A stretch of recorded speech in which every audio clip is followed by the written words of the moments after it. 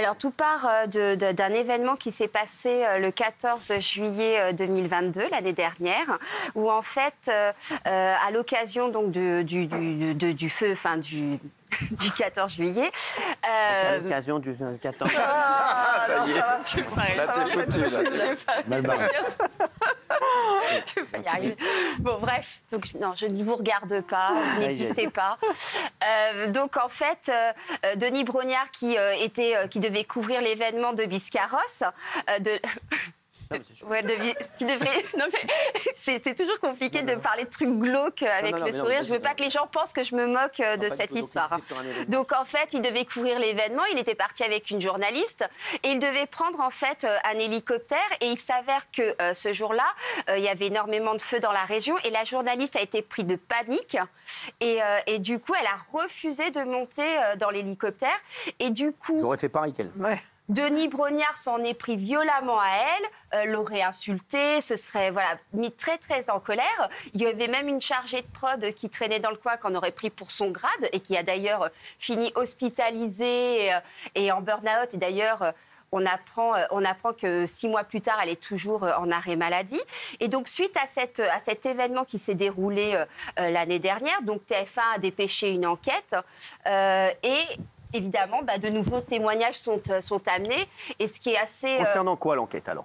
Alors, l'enquête, c'est pour savoir s'il y a du harcèlement, puisqu'en fait, les syndicats de la chaîne se sont immiscés dans l'histoire et ont demandé, ils ont alerté la DRH et ils ont demandé à ce qu'une enquête soit diligentée. Donc, ce qui est assez choquant, parce qu'on voit un peu la réponse de DRH face à cette enquête, c'est qu'on conclut, en fait, à un reportage compliqué, qui avait des tensions générales dues, en fait, à l'enjeu du reportage, aux conditions de tournage. Et finalement, on minimise le comportement de Denis Brognard. Je vais raconter, alors, donc c'est cette histoire d'hélicoptère. D'abord, après, il y a d'autres histoires apparemment. Alors, voici ce que raconte. Voici raconte que Denis Brognard n'aurait pas du tout apprécié ce petit moment de faiblesse. S'en serait prêt la journaliste. Il leur a hurlé dessus. Il les a pourris devant tout le monde. C'était terrifiant. Toutes les deux étaient sous le choc. L'une d'elles a éclaté en sanglots, alors que l'autre est restée pétrifiée, incapable de bouger. Comme vous l'avez dit, précise que la chargée de prod a fait un burn-out sévère, à tel point qu'elle en serait même hospitalisée.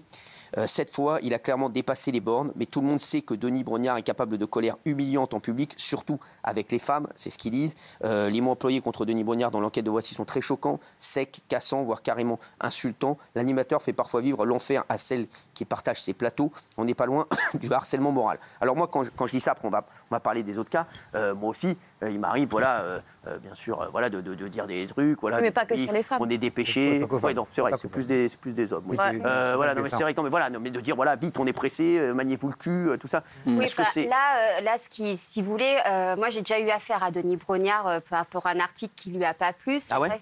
Oui, c'est vrai que c'est quelqu'un, il m'a pris la tête pendant 40 minutes en hurlant dessus. C'est quelqu'un vraiment qui peut vraiment avoir des colères. Quand il vous a appelé, il vous a dit quoi? Ça, c'est...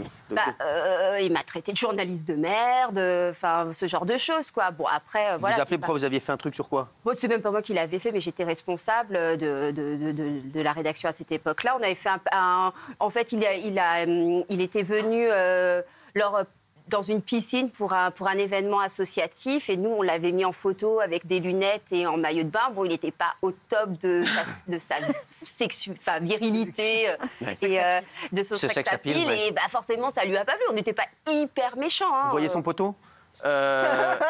Non, pour savoir.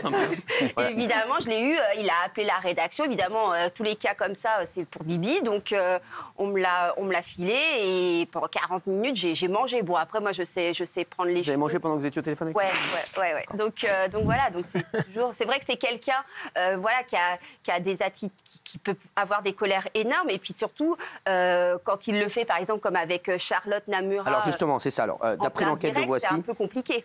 Denis Brognard aurait été très violent avec mon amie que j'adore, Charlotte Namura, excellente journaliste sportive qui a bossé avec Denis Brognard pour l'Euro 2016 et la Coupe du Monde 2018 en plateau. Elle était sur le plateau pendant la Coupe du Monde en Russie en 2018. Elle aurait eu un petit bug au moment de poser la question destinée aux téléspectateurs. Et pendant la coupure pub, Denis l'aurait alors insulté très violemment, lui disant devant tout le monde qu'elle n'était, je cite, qu'une merde, tout juste bonne à sourire. toutes les personnes présentes sur le plateau auraient été choquées par cet épisode, on peut le comprendre. Et toujours selon Voici, Pascal Obispo, qui était l'invité de l'émission ce jour-là, aurait voulu casser la gueule de Denis Brognard. Normalement, il lui aurait dit « Tu es mon millésime, ma plus belle année ».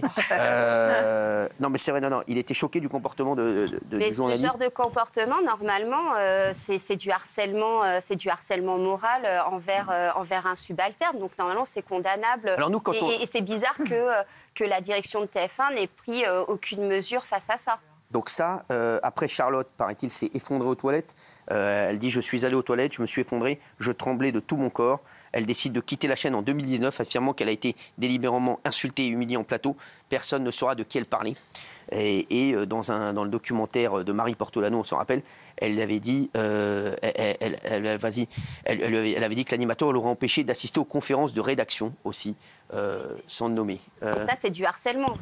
Typiquement, le fait de dénigrer quelqu'un, non seulement lors de l'émission et ensuite de l'écarter de la rédaction en l'empêchant d'accéder aux conférences de rédaction, c'est pour le coup, c'est vraiment du harcèlement professionnel. Et TF1 n'a pas vraiment réagi. Il n'y a que Thierry Tuillier, qui est le directeur de l'information de TF1, qui l'a convoqué une fois en lui disant qu'il ne lui donnerait plus d'événements à couvrir en direct, vu comment il s'était comporté, notamment lors de ce 14 juillet. Mais la direction des programmes... Alors, Denis Brognard a répondu, on va donner sa réponse dans un instant, puisque apparemment ses autres co-animatrices aussi ont parlé de lui.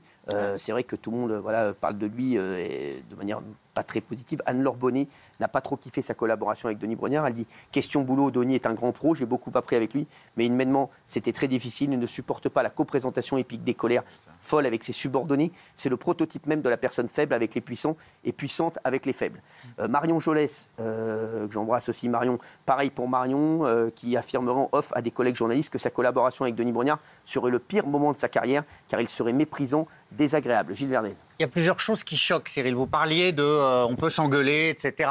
On peut s'engueuler. Et Denis Brognard est célèbre. Moi, je on s'engueule sur le plateau. Oui, on peut s'engueuler, c'est ce que je vous dis. Non, mais c'est ce que je vous dis. On peut s'engueuler. Et Denis Brognard est célèbre pour ses colères, c'est vrai, et ses engueulades. Mais là, ce qui choque, c'est qu'il y a une répétition du système. Et la répétition, c'est toujours à l'encontre de femmes, toujours à l'encontre de subordonnés, donc il y a un lien hiérarchique, de jeunes femmes qui sont en situation de fragilité professionnelle par rapport à lui dans ses émissions où il est le chef.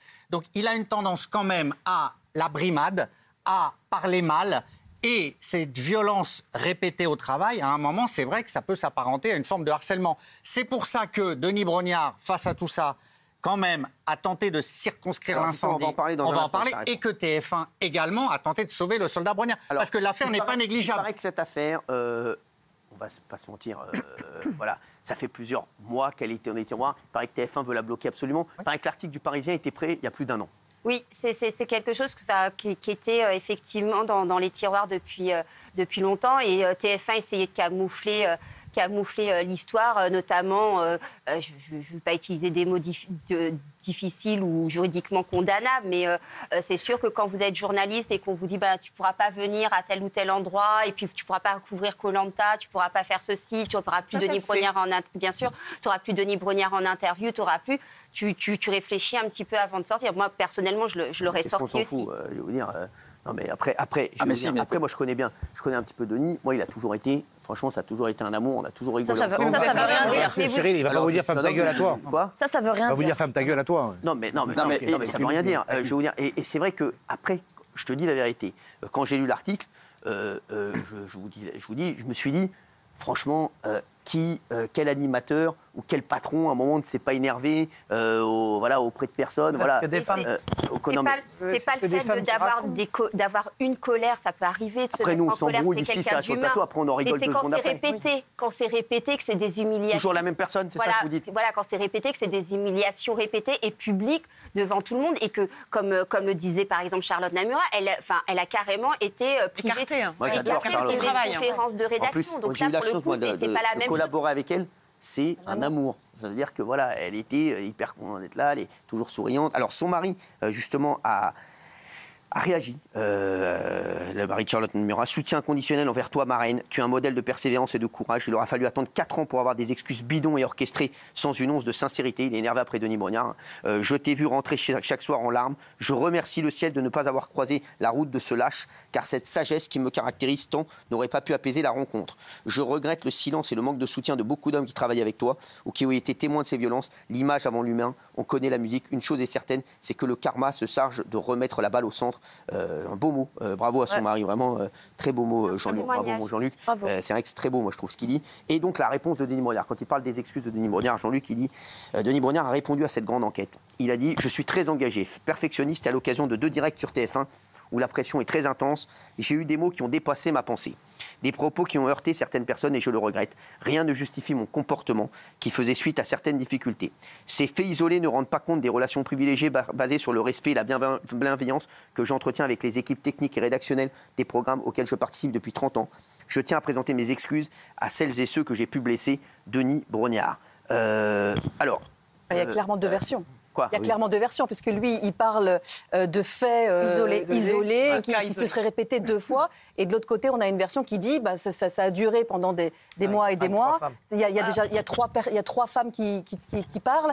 Et visiblement, y compris avec le poste du mari de Charlotte Namura, elle rentrait tous les soirs, dit-il. Donc, il ne s'agit pas là de faits isolés. Donc, il y a clairement là la parole de l'un contre la parole des autres. Mais moi, ce que je dis, je prends l'exemple de Géraldine. Comme ça, voilà, je me fais vraiment l'avocat du diable. Je voulais en parler en plus. Gégé. Voilà, moi, Gégé, on se prend tout le temps la tête ici. Peut-être l'année dernière, ça avait été très, il est arrivé violent. peut-être de rentrer le soir et de dire à Daniel j'en ai marre de ce connard. Non, mais c'est vrai. Dans ces cas-là, j'appelais Valérie. Non, mais sans rigoler. Mais après, oui, mais je suis aussi dur avec Géraldine qu'avec Gilles. Vous m'avez jamais écarté. Non, j'ai toujours pu revenir le lendemain pour dire ce que je pensais. J'ai jamais été bâillonnée. J'ai toujours dit ce que je pensais. Hors du plateau, vous avez toujours été extrêmement cordial et courtois avec moi. Puis surtout, vous me voyez peu parce que j'arrive très tard. Non, mais voilà, ça n'a pas été discourtois. Mais au restaurant. Voilà, donc non, mais c'est ça que je veux dire, tu vois, Géraldine. C'est-à-dire que je me dis peut-être parfois aussi, il y a une perception. Je me suis demandé aussi, effectivement, voilà. Je me suis dit, est-ce que finalement je peux enlever parfois, même si ça n'a rien à voir, est-ce que je peux, par exemple, remplacer ma position avec celle de Charlotte? Non. Très clairement, on n'a pas vécu la même chose et on n'a pas du tout subi la même chose. Mais ce qui m'étonne aussi, c'est... Et nous, on est plus potes, en fait. Voilà. C'est vrai que nous, on se dit les choses... Et puis surtout... Voilà. Mais on le dit, en fait, sur le plateau. Exactement. Et de la même manière que vous allez dire la même chose à Raymond, vous allez dire puissance 12 à Gilles, vous allez dire puissance 50 à Benjamin. Et sauf que moi, c'est tombé une fois, 2 fois, et voilà. Et ça a été peut-être une sorte de moment très fort et une sorte de climax pour moi. Mais après, on s'en expliquait. Et dès le lendemain, j'étais ici et vous m'avez jamais écarté. J'ai pas été muselée. La différence fondamentale, c'est que c'est une situation de direct ou d'émission avec une réplique possible, alors que là, Denis Brognard, c'est systématiquement hors antenne, au moment de la vulnérabilité, au moment où c'est caché. C'est ça qu'on lui reproche aussi. C'est d'avoir, et d'ailleurs vous le dites bien, la face cachée, 2 visages. Un visage public, certes autoritaire, mais sympathique. Et moi, j'avoue, comme vous, Cyril, j'ai toujours connu personnellement Denis Brognard comme ça. Mais là, on découvre une face cachée, c'est-à-dire que quand il est en situation où il ne va pas être publiquement potentiellement mis en cause, bam, il tape, et il tape très fort. Et les accusations, c'est quand même assez violent. Hein. C'est-à-dire qu'il a brisé des journalistes qui d'ailleurs ont quitté Moi, j'ai eu Charlotte la au téléphone chaîne l'année dernière. Parce qu'on avait parlé de cette histoire. Je l'ai appelée en ami, je l'adore cette fille. Voilà, je la connais depuis des années, on ne se connaît même pas de la télé. C'est une copine à moi que j'adore. Et c'est vrai que ça m'avait. Voilà, j'étais inquiet pour elle, je l'avais appelée. Et c'est vrai qu'elle était extrêmement touchée. Et je lui fais un gros bisou d'ailleurs si elle nous regarde ce soir à Charlotte, oui. En tout cas, ce qu'il faut savoir, ce qui est certain, c'est que pour TF1, c'est un tsunami. C'est une catastrophe totale, quoi qu'il arrive, parce que... Et ils vont faire quoi, Justement, c'est ça que je voulais demander à notre ami, parce que ce soit Koh-Lanta ou Ninja Warrior, tout ce qu'ils présentent, c'est un animateur star. Est-ce qu'ils vont... Alors, dis-moi, est-ce qu'ils vont le suspendre ou pas? Non, ils vont pas le... En tout cas, à l'heure actuelle, tout va dépendre de l'ampleur que prend cette affaire, si c'est énormément... Alors, si d'autres femmes parlent aussi. S'il y a d'autres... Oui, et encore, parce que, je veux dire, on a bien vu pour Patrick Poivre d'Arvor comment il gère les choses en interne à TF1. Donc, il y a quand même plusieurs témoignages de journalistes qui ont été voir les RH pour leur dire la façon dont se comportait Denis Brognard. Tout va dépendre, en fait, si l'histoire fait du buzz, si ça atteint énormément à l'image de la chaîne et au programme que Denis Brognard dirige. Mais a priori... il y a peu de chances qu'il soit exclu, d'autant plus qu'il a fait une espèce de mea culpa qu'on entendra et qui peut en interne également faire un mea culpa. Castaldi. C'est un mea culpa très léger quand même. Il y a quand même beaucoup de cas. Pour l'instant, il n'y a pas de plainte. On est d'accord. Il n'y a pas de plainte. Non, on ne parle pas de plainte, là, oui. Bon, moi, je l'ai produit, Denis Brognard, avec Carole Rousseau sur TF1. C'est vrai que la coproduction, enfin, la coprésentation, c'est pas un truc qui lui plaît énormément. Ça plaît un peu d'animateur. Un peu d'animateur. Après, pas ça non moi, je le dis. voilà, vous n'aimez pas ça, moi non plus. Après, Carole Rousseau, comme elle a un vrai caractère, c'est plus compliqué de s'en prendre à elle. Mais je pense que là, dans ce cas précis, il y a une répétition, comme l'a dit Gilles, de comportement inapproprié. Non, et puis ça dégrade. On ne comprend pas ce qu'il dit. C'est vrai qu'on ne comprend pas. Les gens se demandent, là, ils disent, mais qu'est-ce qu'il dit? Les gens à la télé ne comprennent pas plus. C'est vrai qu'on ne comprend pas ce qu'il dit. C'est pas grave. Moi, ce qui m'impressionne dans ce cas-là, c'est que Le mieux, c'est que tu te testes. Tu vois, dans ces cas-là, c'est mieux. Je veux dire, pas la peine de... On ne comprend pas ce qu'il dit. C'est dingue. Ce qui me surprend, c'est le phénomène d'emprise. C'est-à-dire qu'à partir du moment où elle le vit très très mal, il n'y a personne autour d'elle qui la soutient. C'est-à-dire que tout le monde prend le côté de Denis Brognard. Elle ne reçoit pas d'appel, elle n'est pas soutenue. J'ai l'impression qu'elle est extrêmement isolée. Et ensuite, TF1 qui finalement essaie d'étouffer l'histoire puisqu'il y a un papier qui doit sortir et ça ne sort pas. Donc je trouve que quand même, malgré tout, la chaîne et les collègues jouent un... Oui, puis même, il y a un responsable syndical qui parle dans Voici, qui dit clairement que les gens ont peur de parler parce qu'ils ont également peur de perdre leur travail. En fait, alors c'est pas le même niveau d'agression, etc., mais il y a un système à TF1 qui est quand même très compliqué. C'est-à-dire qu'à partir du moment où vous êtes une star, vous pouvez dégrader les conditions de travail des salariés qui bossent avec vous. C'est différent entre s'engueuler à l'antenne, voilà, comme vous pouvez le faire, et avoir des salariés que vous gérez et qu'ils aient la boule au ventre quand ils viennent travailler, chaque jour avec vous, quoi. C'est différent.